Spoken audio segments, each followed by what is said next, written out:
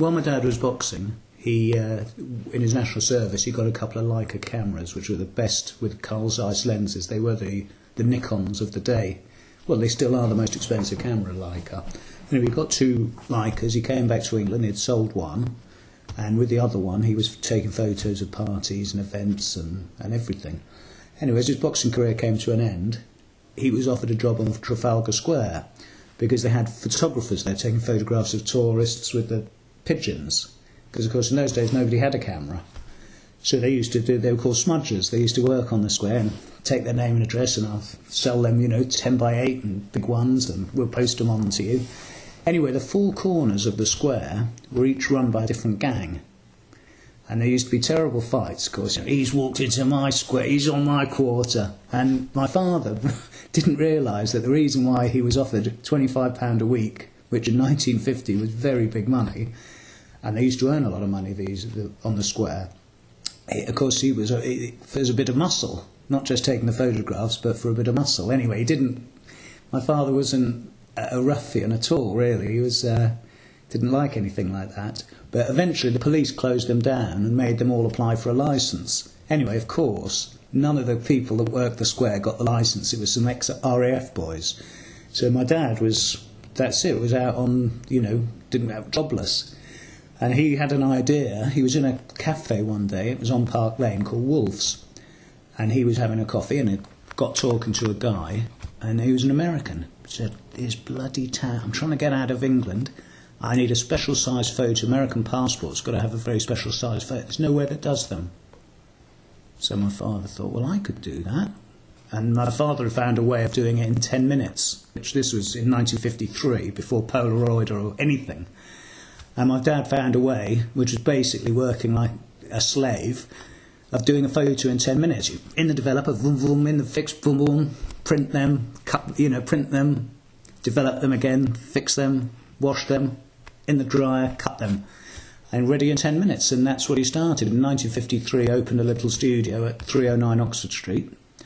And the lease expired on that, and he was out on the street for a few months again.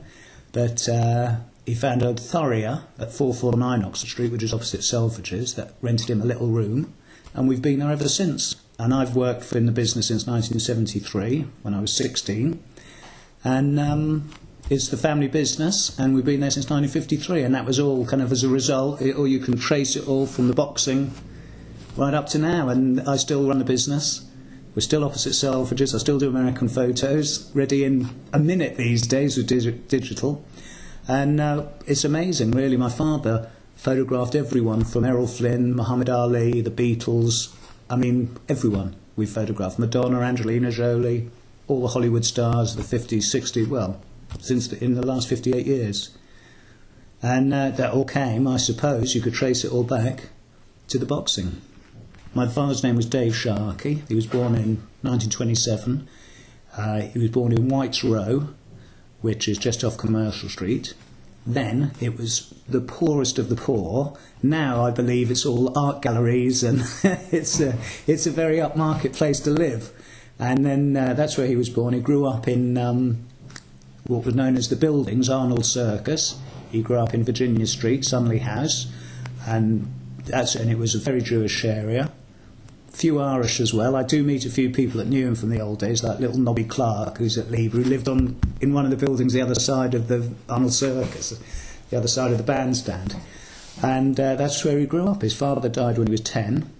So, and of course in those days there was no, you had to work. And he worked from the age of 12. He was out working. He was kosher chicken. He used to take the chickens, hump chickens, just to try and build himself up. He had millions of jobs, doing everything, but boxing was his big passion and what he was good at.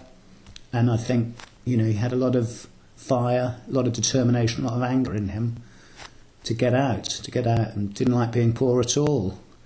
And he was turned pro at 18.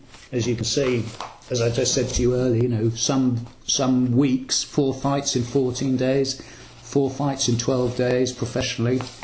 He was also, in the summer, he was on the boxing booths with Mickey Duff and people like that, and they used to earn big money on the booths. They used to go around with nobbins with their hat for Nobbins. My dad said to me once that he used to earn some weeks £120 a week, and in 1940s that was a lot of money. That really was a lot of money. You know, it's like the old joke was always, you know, he'd come back from the boxing booth at the end of the week, and he'd have his nose busted, black eye, big cut. His mother would say, "What are you doing to yourself? You can't. I'm not letting you go on." He'd come home, he'd get his Nobbins bag, pour it on the table. There'd be £100, and get back out, go back, earn some more money. I don't know if really. I think it's a bit of an apocryphal story, but that was it. And he sparred everyone. He was a protege and a kind of a chief sparring partner to Al Phillips, a very famous Jewish boxer who is Empire champion. And he sparred everyone as well. Terry Allen, who was world flyweight champion, and was very well known all around London. I think he had quite a big. I've met some people that said, "Well, we used to follow your dad everywhere and see a lot of his fights." So I think, and he always fought with a Mogan David on his shorts. And he was really one of the last of the Jewish fighters, because after the war, really, it all faded away from the. And then there was the lasers, and not many after that. But my dad fought on the same bill. Here's one he fought in Leeds in 1945 in December. He beat a guy called Len Shaw, and on the bill as well was Al Phillips and Harry Laser, because I think Leeds had a very big, well, it does have a very big Jewish population as well, so they were probably quite popular when they went up there. He fought at the Albert Hall once in his second fight. He fought at the Albert Hall, and funnily enough, years later, and my father he'd never talked about his boxing to me, really, very rarely. It was in the past, it was something he'd done and he'd moved on. He really didn't, you know, for him it was just part of his life. You know, he was always looking to the future, whereas some of the people, you know, like at Lieber, it was their glory days, then that was it. But my dad was very ambitious, I think, and was always looking ahead. And so he fought at the Albert Hall, and I never knew this, not until after, when he was nearly at the end.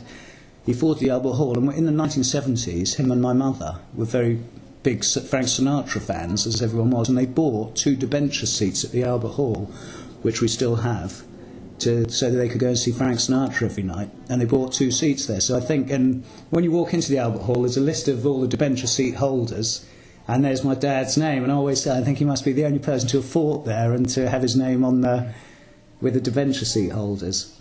And as you can see, I've traced 49 pro fights from 1945 to 1950. He fought about 4.5 years, and you've got to remember 2 years it was his national service.